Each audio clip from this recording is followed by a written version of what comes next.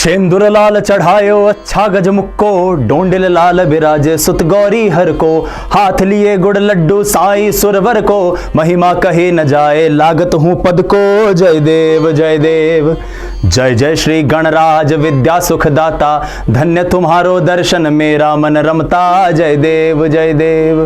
भाव भगत से कोई शरणागत आवे, संतति संपत्ति सब ही भरपूर पावे, ऐसे तुम महाराज मोको अति भावे, गोसावे नंदन निस दिन गुण गावे। जय देव जय देव।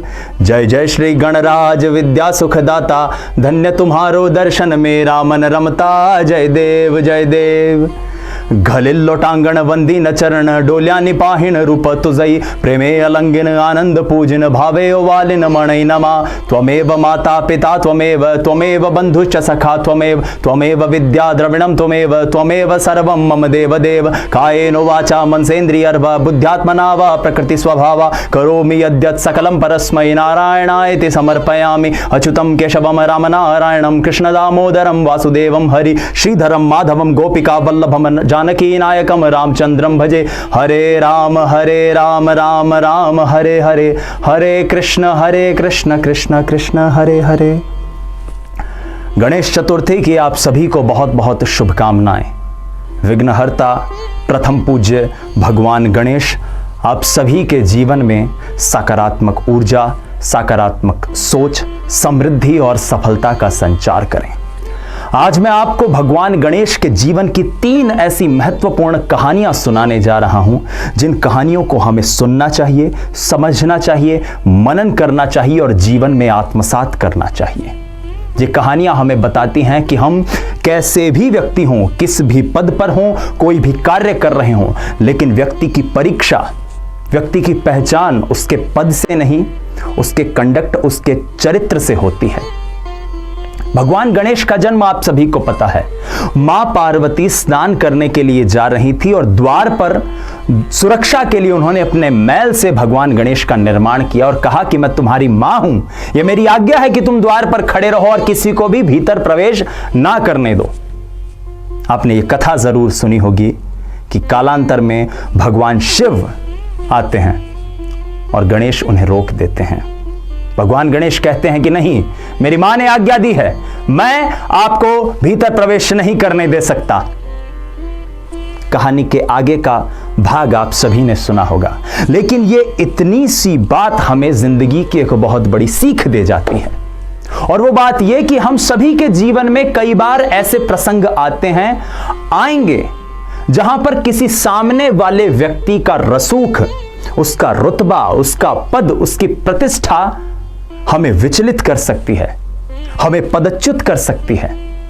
लेकिन ऐसे समय में व्यक्ति के धैर्य की सच्ची परीक्षा होती है, व्यक्ति के संस्कारों की सच्ची परीक्षा होती है कि क्या वो सामने वाले व्यक्ति से भयभीत हुए बिना अपने कर्तव्य का निर्वहन कर सकता है। भगवान गणेश क्या थे उस समय? एक साधारण से द्वारपाल, लेकिन उनके समक्ष कौन खड़े थे? देवों के देव महादेव।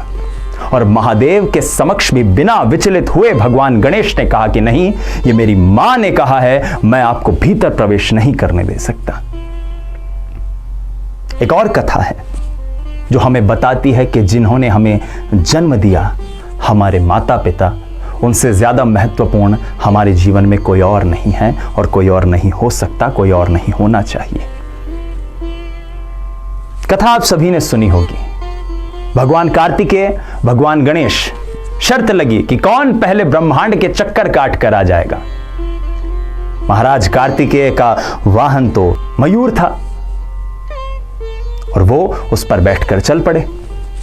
लेकिन भगवान गणेश ये जानते थे कि मेरा वाहन मूषक कभी भी इस प्रतिस्पर्धा को जीत नहीं सकता, और उन्होंने अपने माता पिता के ही चक्कर काटने शुरू कर दिए। जब उनसे पूछा कि ये तुम क्यों कर रहे हो, तो उन्होंने कहा, मेरी दुनिया, मेरा संसार, मेरा ब्रह्मांड तो मेरे माता पिता है। और उस प्रतियोगिता में भगवान गणेश ही विजयी हुए। एक और घटना है जो खास तौर पर मैं अपने विद्यार्थियों को बताना चाहूंगा। अक्सर हमारे जीवन में कोई व्यवधान आ जाए, कोई संकट आ जाए, कोई विपदा आ जाए, तो हम भयभीत हो जाते हैं, हम डर जाते हैं, हमें लगता है कि अब हम अपने लक्ष्य को नहीं प्राप्त कर सकते। एक छोटी सी चुनौती आ जाए तो हम आत्मसमर्पण कर देते हैं।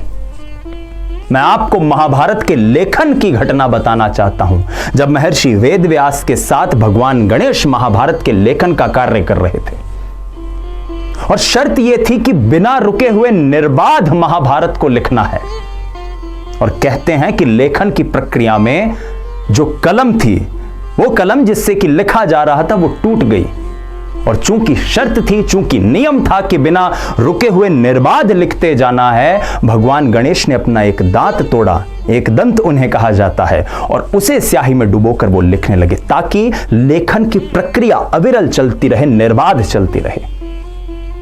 ये घटनाएं हमें बताती हैं कि आप एक कैसे व्यक्ति बन सकते हैं। हमारे आराध्य जो हैं वो सिर्फ मात्र आराधना या पूजा करने का विषय नहीं है, वो हमें यह भी बताते हैं कि हमें जीवन में उनसे कैसी सीख लेनी चाहिए।